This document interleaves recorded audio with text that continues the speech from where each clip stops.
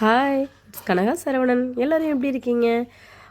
நாங்கள் பொங்கல் செலிப்ரேஷனுக்காக ஊருக்கு கிளம்பியாச்சு. ஆமாங்க, ட்ரெயினில் தான் போனோம். எங்கள் ஊர் ட்ரெயின் வந்து எங்களுக்கு வீக்லி ஒன்ஸ் தாங்க, செவ்வாய்க்கிழமை மட்டும்தான் ட்ரெயின். இவங்க 2 or 3 வீக்ஸ் பிஃபோராகவே புக் பண்ணிட்டாங்க. ட்ரெயினில் ஏறின உடனே அக்காவும் தங்கச்சியும் பயங்கர ஜாலியாகிட்டாங்க. பெரியவங்க நான் இன்ட்ரொடக்ஷன் கொடுக்குறேங்கம்மா அப்படின்னு சொல்லிட்டு அவங்க என்னென்னமோ பேசிக்கிட்டு இருந்தாங்க. அவங்க பேசி அவங்கெல்லாம் ஜாலியாக விளையாண்டுக்கிட்டு இருந்தாங்க. அவங்களுக்கெல்லாம் சாப்பாடு கொடுத்தாச்சுங்க. நாங்கள் வெளியவே வாங்கிட்டு வந்துட்டோம். இவங்க 2 பேருக்கும் சாப்பாடு ஊட்டி விட்டுட்டு ஹஸ்பண்டுக்கும் சாப்பாடு கொடுத்து அவங்களும் சாப்பிட்டாங்க. நான் சாப்பிட்ற வரைக்கும் பாப்பாங்களை பார்த்துக்கிட்டு இருந்தாங்க. நாங்கள் சாப்பிட்டு முடிச்சுட்டு அது வரைக்கும் இவங்க எல்லாம் பயங்கர ஜாலிங்க. பெரியவளுக்கு வந்து ட்ரெயின்லாம் ரொம்ப பிடிக்கும். இது செகண்ட் டைம். அவள் சின்ன குழந்தையா இருக்கும்போது நாங்கள் ட்ரெயினில் கூப்பிட்டு போனது 2 வயசோ 3 வயசோ இருக்குங்க, அப்போ கூப்பிட்டு போனது. இப்போ அவங்க கொஞ்சம் பெரியவங்க ஆனதுக்கப்புறம் ட்ரெயினில் போகலை. ஸோ ட்ரெயின் சொல்லவும் ரொம்ப ஜாலியாகிட்டாங்க. மேலே போய் தூங்க ஆரம்பிச்சிட்டாங்க. ஆமாங்க, ஃபைனலாக நாங்கள் வீட்டுக்கு வந்தாச்சுங்க. வீட்டுக்கு வந்துட்டு வேலை ஜாஸ்தியாக இருந்துச்சு.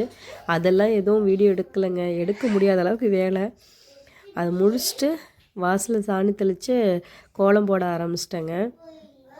எப்போதுமே எங்கள் மாமனாருக்கு வந்து சூரிய பொங்கல் வைக்கிறதாங்க பிடிக்கும். அதாவது ஏர்லிங் மார்னிங் 4 மணி 5 மணிக்கெலாம் வைக்க சொல்லிடுவார். பட் எனக்கு எந்த வருஷமே அப்படி வைக்க முடியலைங்க. ஏன்னா ஃபஸ்ட்டு பாப்பா இருப்பாங்க. பாப்பா கன்சீவாக இருந்தால் அந்த டைமில் சீக்கிரம் எழுந்திரிக்க முடியாது. அதுக்கப்புறம் பெரிய பாப்பா வந்தாங்க. அவங்கள ஹேண்டில் பண்ணுறதே கஷ்டம். வீடை சுத்தம் பண்ணிவிட்டு இங்கேருந்து போகிற நாள் வீடு சுத்தம் பண்ணிவிட்டு தாங்க பொங்கல்லாம் வைக்க முடியும். வீடை சுத்தம் பண்ணிவிட்டு அடுத்த நாளுக்கு சீக்கிரமாகவே எழுந்திரிச்சி வைக்கிறதுனா முடியாதுங்க. அது அந்த மாதிரியே பண்ணி இப்போ செகண்ட் பேபி வந்துட்டாங்க. அவங்களுக்குமே சரி என்னால் அவ்வளோ சீக்கிரம்லாம் பொங்க வைக்க முடியாதுங்க. அதனால் நல்ல நேரம் எப்போவோ அதை மட்டும் பார்த்துட்டு அந்த டைமில் நாங்கள் பொங்க வச்சுருவோம். இது தாங்க நான் பொங்கல் அன்னைக்குன்னு போட்ட கோலம். எப்படி இருக்குன்னு சொல்லுங்கள். என் கொழுந்தனாரெலாம் கிண்டல் பண்ணிகிட்டு இருந்தாருங்க. எப்படியோ வருஷம் வருஷம் ஒரு பொங்க பானையை வரைஞ்சி பொங்க விட்டுறீங்க அப்படின்னு சொல்லிட்டு. ஆமாங்க, என் ஹஸ்பண்டோட தம்பி தான். அவங்க நான் போகாததுக்கு முன்னாடி ஓரளவு வேலை செஞ்சு முடிச்சிருப்பாங்க. போயிட்டு இந்த பாத்திரங்கள் கிச்சன் ஒதுங்க பண்ணுறது இந்த மாதிரி வேலை தாங்க நான் செய்வேன். எனக்கு என் கொழுந்தனாரும் என்னோடய ஹஸ்பண்டும் ரொம்பவே சப்போர்ட் பண்ணுவாங்க. அவங்களோட சப்போர்ட் இல்லைன்னா எல்லாத்தையுமே நம்ம ஒரு ஆளாக பண்ணுறது ரொம்ப கஷ்டங்க. அவங்க எனக்கு ரொம்ப ஹெல்ப் பண்ணுவாங்க. எங்கள் ஊர் சைடு வந்து பொங்கல் வந்து எப்படி வைப்போன்னா ஓலையில் மட்டும்தாங்க வைப்போம். பனை ஓலை வந்து 2-3 நாளைக்கு முன்னாடியே வெட்டிட்டு வந்து அதை நல்லா வெயிலில் காய வச்சு அதுக்கப்புறம் தாங்க அதில் தாங்க பொங்கல் வைப்போம். விறகு வந்து அதை எரிய நல்லா பிடிக்கல அப்படின்னா மட்டும்தாங்க விறகு யூஸ் பண்ணுவோம். அது வரைக்கும் பொங்கல் வச்சு இறக்குற வரைக்கும் நாங்கள் பனை ஓலை வச்சு தான் பொங்கல் வைப்போங்க. இதுதாங்க என்னோடய கொழுந்தனார், என் ஹஸ்பண்டோட கூட பிறந்தவங்க. நாங்கள் பொங்கல் எப்படி வைப்போனாங்க, உப்பு போடுவோம். உப்பை வந்து சர்க்கரைன்னு தான் சொல்லுவாங்க. சர்க்கரை போட்டு அந்த அரிசி கிளையிறோம் பாருங்கள், அந்த தண்ணியை தாங்க ஊற்றுவோம். ஃபஸ்ட்டு அலசி அதில் தூசி ஏதாச்சும் இருந்தால் கீழே ஊற்றிடுவோம். அதுக்கப்புறம் ஃபுல்லாகவே அந்த அரிசியவே களைஞ்சது, அரிசி பருப்பு, பாசிப்பருப்பு, கடலைப்பருப்பு, இதை 3ஐயும் போட்டு ஊற வச்ச தண்ணியை தாங்க 2 பானைக்கு அதோட வாய்ப்பாடுன்னு சொல்லுவாங்க, பானையோட வாய்ப்பாடு வரைக்கும் ஊற்றுவோங்க. இது எங்கள் மச்சாண்டாருங்க, என் ஹஸ்பண்டோட கூட பிறந்த அண்ணா. அவங்க அங்கே புது வீட்டில் வந்து பொங்கல் வச்சுட்டு இங்கே வந்து எங்களுக்கு ஹெல்ப் பண்ண வந்துட்டாங்க. ஏதாச்சும் ஃபெஸ்டிவல் டைமில் இந்த மாதிரி திருவிழாக்கள் இந்த மாதிரி நேரத்துங்களில் ஃபங்க்ஷன் இந்த மாதிரி நேரத்தில் தாங்க அண்ணன் தம்பி சொந்தம் பந்தம் எல்லாருமே ஒன்று சேருவாங்க. இப்படி பார்க்கும்போது இந்த மூமெண்ட் பார்க்கும்போது எனக்கு ரொம்பவே ஹாப்பியாக இருந்துச்சுங்க. இவங்க அண்ணன் தம்பிங்கெல்லாம் வந்து ஒன்று சேர்ந்து பொங்கல் வைக்கிறது, அது ஜாலியாக ஏதாவது ஒன்று பேசிக்கிட்டு வைக்கும்போது ரொம்பவும் ஹாப்பியாக இருக்குங்க. அதெல்லாம் எல்லாருக்குமே கிடைக்காது. போட்டி பொறாமை கூட பிறந்தவங்களுக்குள்ளே ஒரு உரிமை இல்லாதது அந்த மாதிரிலாம் தயவு செஞ்சு யாருமே இருக்காதீங்க. இந்த மாதிரி விசேஷங்களில் ஒன்று சேர்ந்து எவ்வளோ தான் மனஸ்தாபங்கள் இருந்தாலும் சரி, எவ்வளோ தான் சங்கடங்கள் இருந்தாலும் சரி, அதெல்லாம் தூக்கி ஓரம் போட்டுருங்க. நம்ம சாக போகும்போது எதையுமே தூக்கிட்டு போகிறது இல்லைங்க. அதனால் அதெல்லாம் தூக்கி போட்டுட்டு இந்த மாதிரி ஃபங்க்ஷன் நேரத்துலையோ ஃபெஸ்டிவல் நேரத்துலலாம் சந்தோஷமாக செலிப்ரேட் பண்ணுங்க. இதை பார்க்கும்போது பாருங்கள், நமக்கே ஒரு சந்தோஷம் வருதில்ல. மச்சாண்டார் வீட்டில் வந்து மச்சாண்டார் வீட்டில் அவங்க வீடு கட்டினதுலேருந்து அங்கே பொங்க வைக்க ஆரம்பிச்சிட்டாங்க. முன்னாடிலாம் நாங்கள் எல்லாம் சேர்ந்து தாங்க பொங்க வைப்போம். மச்சானார் வீடு கட்ட ஆரம்பிச்சதுலேருந்து அங்கே அவங்க பொங்க வச்சுருவாங்க. எங்கள் அக்கா வந்து அது காலையிலே எங்கள் மாமனாரோட ஆசைப்படி அவங்க காலையிலே வச்சுருவாங்க. 5:30க்கெலாம் எப்போவுமே பொங்க வச்சுருவாங்க.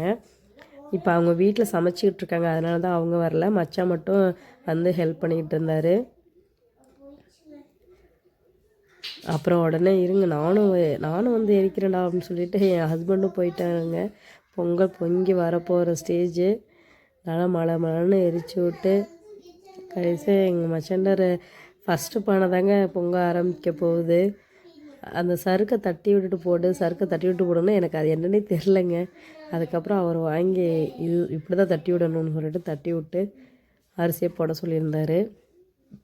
நம்ம ஊர் சைடெலாம் அந்த அரிசியை போடாததுக்கு முன்னாடி 3 சுற்று சுற்றிட்டு அது கை நிறைய அரிசி அள்ளி அந்த செதற லைட்டாக விட்டு அதுக்கப்புறம் தாங்க பானைக்குள்ளே போட சொல்லுவாங்க. இது வந்து நம்ம ஊர் சைடு உள்ளது. இங்கே எப்படின்னு எனக்கு தெரியாதுங்க. நம்ம ஊர் சைடு பாரம்பரியமாகவே இந்த மாதிரிலாம் தான் பண்ண சொல்லுவாங்க.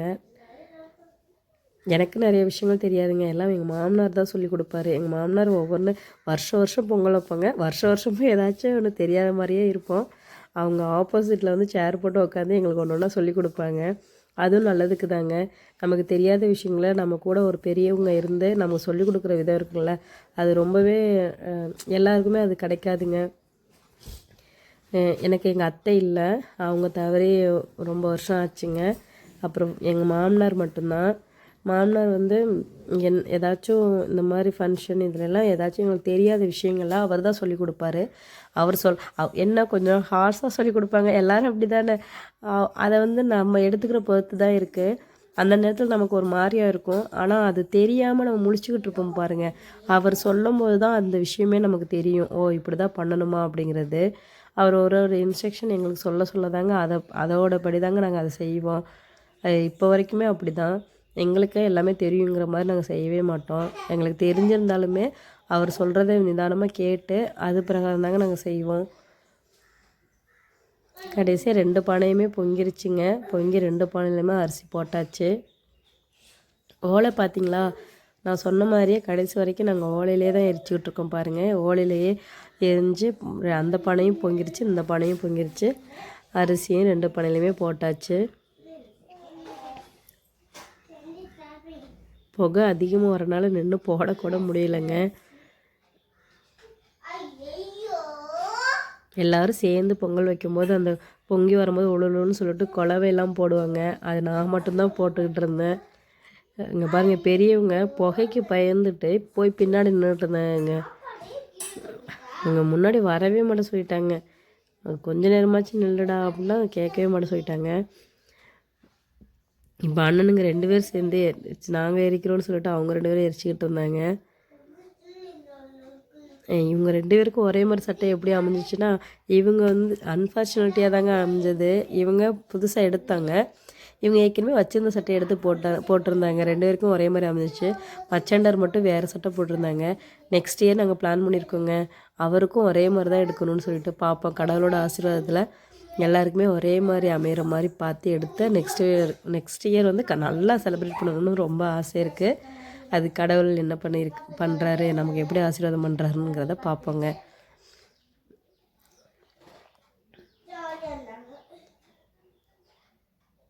குட்டி பாப்பா தான் அழுதுகிட்டே இருந்தாங்க பொங்கல் வைக்கிற வரைக்கும். அதனால் அவங்கள வாங்கி வச்சுக்கிட்டு அப்படி இருந்தனால என்னால் அவங்க போய் முழுசாக நின்று பொங்கல் வைக்க முடியலைங்க. அதனால் அண்ணன் தம்பி அவங்களே பார்த்துக்கிட்டாங்க.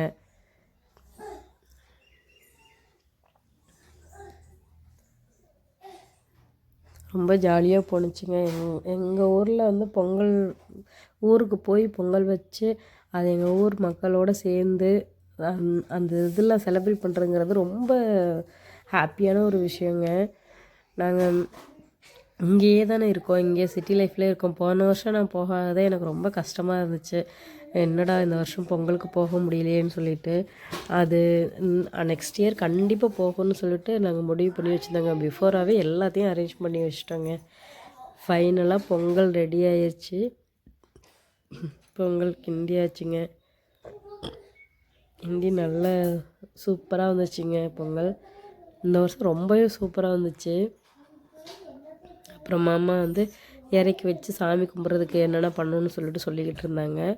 அவங்க சொல்கிறபடி தான் எல்லாம் செஞ்சுக்கிட்டு இருந்தோம்.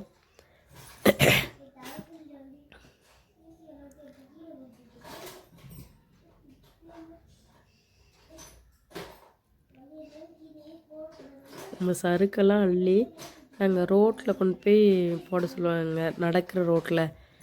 அது எப்போதுமே அப்படி தான், அந்த சறுக்கு எல்லாத்தையுமே அள்ளி கொண்டு போய் ரோட்டில் தான் கொட்டிகிட்டு வருவோம்.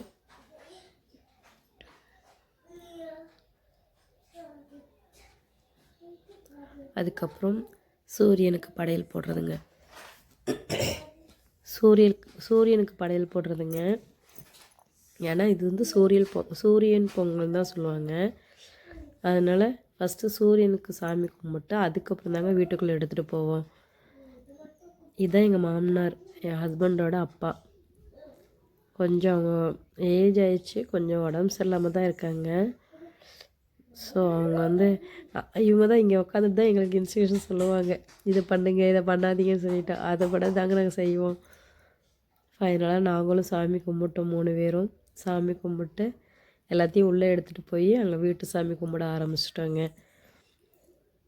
இன்னும் இன்ட்ரெஸ்டிங்கான வீடியோஸ்லாம் நிறைய இருக்குங்க. அதெல்லாம் பார்க்கணுன்னா லைக் பண்ணுங்கள், ஷேர் பண்ணுங்கள், சப்ஸ்கிரைப் பண்ணுங்கள்.